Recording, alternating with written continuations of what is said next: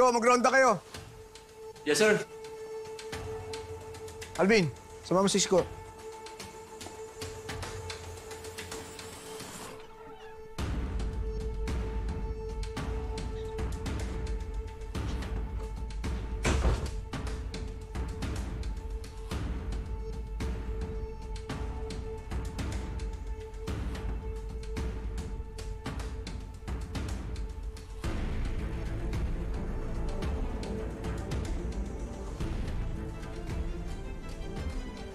Olga, magkita tayo.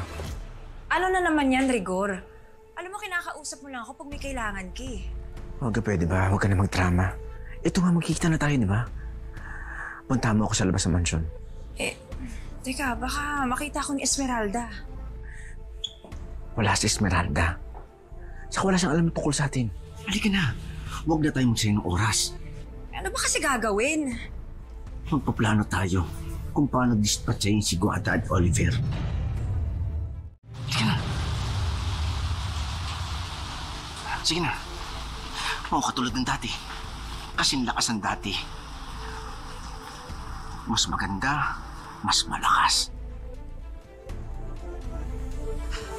Dito tayo. Bakit pa tayo nandito? Ba't hindi na tayo makalabas? Ano gusto mo, Nay? Nandun nga lahat ng tao sa labas eh. Dito tayo, teka. Gagawa ko ng paraan.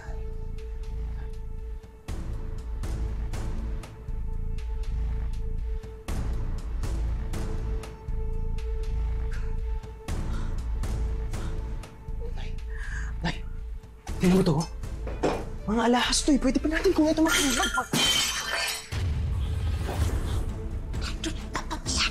Lumabas na tayo.